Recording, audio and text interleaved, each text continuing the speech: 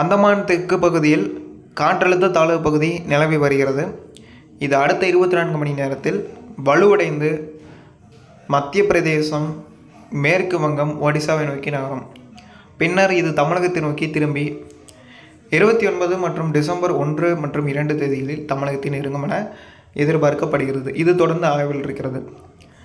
தமிழகத்தில் இன்று இரவு முதல் பரவலாக நாகப்பட்டினம், தஞ்சை, திருவாரூர், மயிலாடுதுறை உள்ளிட்ட மாவட்டங்களில் இரவு நள்ளிரவு நேரங்களில் ஓரிரு இடங்களில் இடியுடன் கூடிய மழையும் பதிவாகும். இன்றைக்கு நள்ளிரவில் இனி வரக்கூடிய 5 தினங்களிலுமே இரவு நள்ளிரவுனா ஒரு 12 மணி 1 மணின்னு வச்சுக்கோங்க.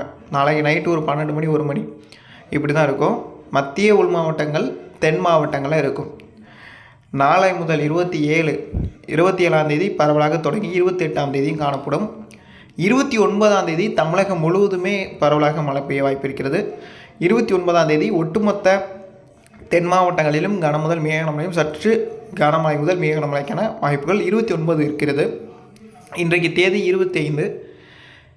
இன்றையிலிருந்தே படிப்படியாக மழை அதிகரித்து நாளை பரவலாகி நாளை மறுநாள் இன்னும் சற்று தீவிரமாகி 29ஆம் தேதி பரவலாக அநேக இடங்களிலுமே பரவலாக மேற்கு தொடர்ச்சி மலை மாவட்டங்கள், தமிழகத்தின் தென் உள் மாவட்ட பகுதிகள், நீலகிரி, கோவை, ஈரோடு, சேலம், திருப்பூர், தேனி, தென்காசி, திண்டுக்கல் மற்றும் கன்னியாகுமரி, திருநெல்வேலி, தூத்துக்குடி உள்ளிட்ட மாவட்டங்களில் பரவலாக கனமழையும், சில இடங்கள் மிக கனமழை வரையிலும் பதிவாக வாய்ப்பு இருக்கிறது. பின்னர் வந்து பார்த்திங்கன்னா 1 மற்றும் 2 தேதிகளில் காற்று சுழற்சியோ அல்லது தாழ்வு நிலையோ தமிழகத்தை நோக்கி நகர்ந்து வந்து கொண்டிருக்கும். அப்போது தமிழகத்தின் கிழக்கு திசை காற்று பயணிக்க துவங்கும். ஆகையினால 1, 2 தேதிகளிலும் பரவலாக மழை பெய்ய வாய்ப்பு இருக்கிறது. பின்னர் அந்த தேதி 2 மற்றும் 3, 4, 5 தொடர் கனமழை இருக்கும். தமிழகத்தில் எந்த ஒரு துளி அளவிலும் இன்றைக்கு மாற்றம் இல்லை. கடந்த 22ஆம் தேதியிலிருந்து அறிவித்து கொண்டிருக்கிறோம். இன்றைக்கு தேதி 25. கடந்த 3 நாட்களாக தெளிவாக சொல்லிக் கொண்டிருக்கிறோம். இதுவரையிலும் துளி அளவிலும் மாற்றம் இல்லை. மழை உறுதி, நல்ல மழையாக எதிர்பார்க்கலாம். பெரும்பாலான இடங்களில் ஓரளவிற்கு விவசாயத்திற்கு ஏற்ப மழை மீண்டும் மீண்டும் வந்து பெய்யும். அதில் எந்த ஒரு மாற்றமே கிடையாது.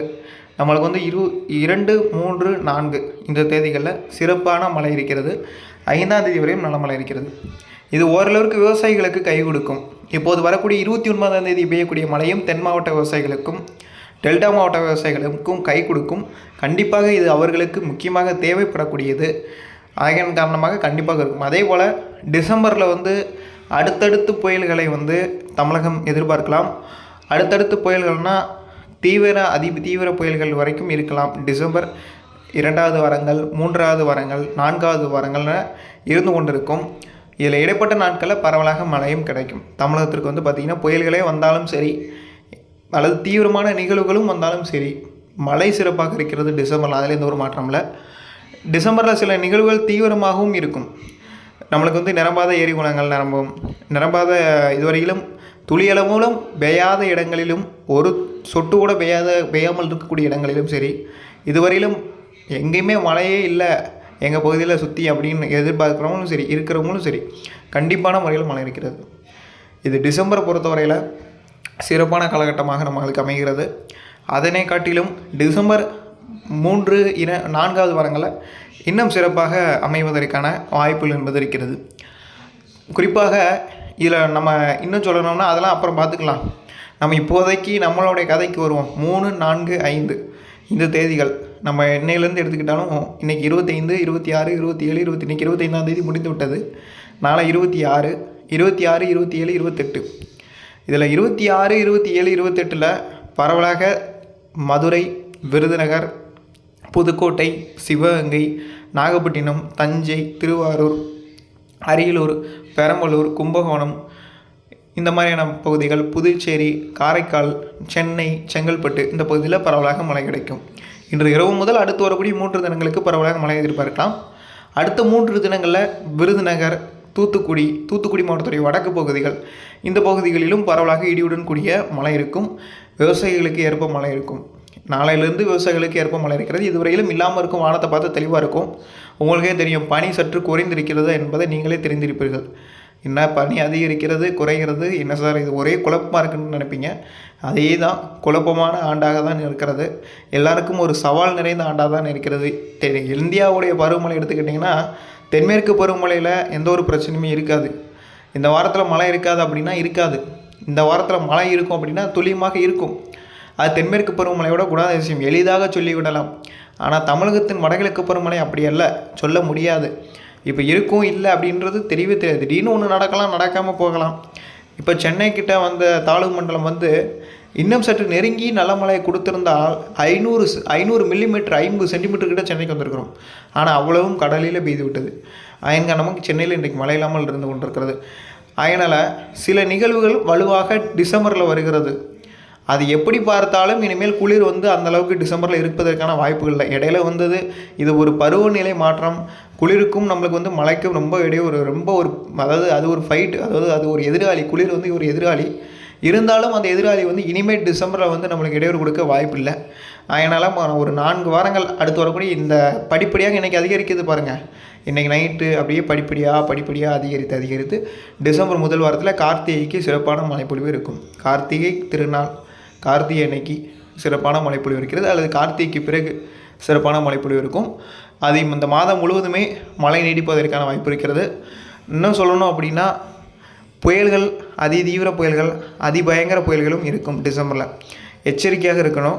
மணிக்கு 120 150 கிலோமீட்டர் 170 கிலோமீட்டர் வேகத்தில் கூட புயல்கள் இருக்க வாய்ப்பு இருக்கிறது. இதனால் தமிழகத்தில் சில இடங்களில் காற்று பாதிப்புகள், காற்று சேதங்கள் அதிகமாக காணப்படும்.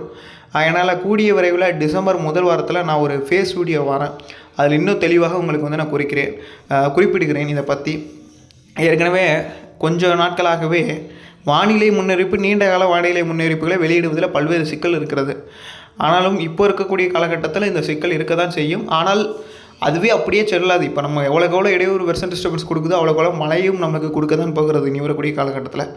அதனால் முன்னர் இருந்த காலகட்டம் போல் இருக்காது. ஏற்கனவே வந்த பருவமழை தொடங்கி 2 நிகழ்வுகள் வந்தது. 2 நிகழ்வுகள் சிறப்பான மழை ஓரளவுக்கு கொடுத்து விட்டாது மயிலாடுதுறை மாவட்டத்திற்கு. அடுத்த வந்த நிகழ்வுகள் சாதகமில்லை. இப்போ ஒரு தாழ்வு மண்டலம் வந்தது, இது சாதகமில்லாத ஒரு நிலை காணப்படுகிறது. ஆனால் இனி வரக்கூடிய நிகழ்வுகள் அப்படி அல்ல, மழையை சிறப்பாக ஏற்படுத்தும். இயல்புக்கு கூடுதலாக டிசம்பரில் மழை இருக்கும், அதில் எந்த ஒரு சந்தேகம் இல்லை. அதனால் எவரும் வானிலை அறிக்கை தினசரி கேட்பவர்கள் யாரும் கவலைப்பட வேண்டிய அவசியம் இல்லை. சிறப்பான மழைப்பொழிவு இருக்கிறது. இல்லை என்றால் என்னை கேட்கலாம், டிசம்பரில் என்ன சார் மழை இருக்குது நீங்கள் இல்லைன்னா அதை என்ன கேட்கலாம். ஏன்னா வெர்சன் டிஸ்டர்பன்ஸ் இல்லை, இடையூறு கிடையாது. அப்படி இருக்கனால எப்படி பார்த்தாலும் நம்மளுக்கு மழை கிடச்சி தான் ஆகணும். நம்மளுக்கு ரொம்ப அதிகமாக எதிர்பார்க்குறத விட நம்ம எதிர்பார்க்கக்கூடிய அளவுக்காவது நம்மளுக்கு கிடைக்கும். கண்டிப்பாக நம்மளுக்கு ஏரி குளங்கள் நிரப்பக்கூடிய அளவுக்கும் சிஸ்டங்கள் இருக்கிறது. இன்னும் கொஞ்சம் உறுதி செய்து பின்னர் நான் உங்களுக்கு அப்டேட் கொடுக்குறேன். அதே மாதிரி நிறைய பேர் சப்ஸ்கிரைப் பண்ணாமல் பார்த்துக்கிட்டு இருக்கீங்க. சேனல் சப்ஸ்கிரைப் பண்ணதுக்கான சொல்கிறதுக்கான நோக்கம் என்ன அப்படின்னா, நீங்கள் சப்ஸ்கிரைப் பண்ணுறது மூலமாக உங்களுக்கு தினசரி வானிலை அறிக்கை ஆட்டோமேட்டிக்காக உங்கள் செல்லுக்கு நோட்டிஃபிகேஷனாக வரும். அதனால தான் நம்ம சொல்கிறோம், நோட்டிஃபிகேஷனாக வரும்போது நீங்கள் அறிக்கையை பார்த்து பயனடைந்து கொள்ளலாம். அதுக்காக தான் நம்ம சப்ஸ்கிரைப் பண்ண சொல்கிறது. சப்ஸ்கிரைப் செய்து விட்டால் மட்டும் போதாது, சப்ஸ்கிரைப் செய்து ஆல் என்கின்ற பெல் பட்டனை தொட்டு சப்ஸ்கிரைபாக மாற்றிக்கொண்டால் மட்டும்தான் தினசரி போடக்கூடிய வானிலை அறிக்கைகள் உங்களை தேடி ஆட்டோமேட்டிக்காக மெசேஜாக, ஒரு குறுஞ்செய்தியாக உங்கள் மொபைலுக்கு மெசேஜாக, வாட்ஸ்அப்பில் எப்படி மெசேஜ் வருதோ அது மாதிரி மெசேஜாக வரும். அதனால் அனைவருமே மறக்காமல் சப்ஸ்கிரைப் செய்து ஆல் என்கின்ற பெல் பட்டனை தொட்டு சப்ஸ்கிரைபாக மாற்றிக்கொள்ளுங்கள். இனி வரக்கூடிய நாட்களில் தினசரி நேரலை முன்னறிவிப்புகள் இருக்கும். அதனால் நேரலை முன்னறிவிப்புகளோடு கலந்து கொண்டு திட்டமிட்ட வேளாண்மை செய்யுங்கள். இந்த காலகட்டத்திற்கு பிறகு நாளை மறுநாள் அடுத்த 4 நாட்களில் நான் குறிப்பிடக்கூடிய மாவட்டங்களில் உற வைக்கனாலோ மழை வருவதற்கு முன்கூட்டி என்ன பணிகளை செய்யணுமோ அதை செய்யுங்க. ஆனால் மழை இருக்கிறது, இந்த மாவட்டங்களில் மழை இருக்கிறதுனால சொல்கிறேன், கொஞ்சம் பொறுத்திருந்து கவனிங்க. விருதுநகர், மதுரை, சிவகங்கை, புதுக்கோட்டை, தூத்துக்குடி உள்ளிட்ட மாவட்டங்களில் உற வைக்கலாம் நாளை முதல் அடுத்த 4 நாட்களுக்கு.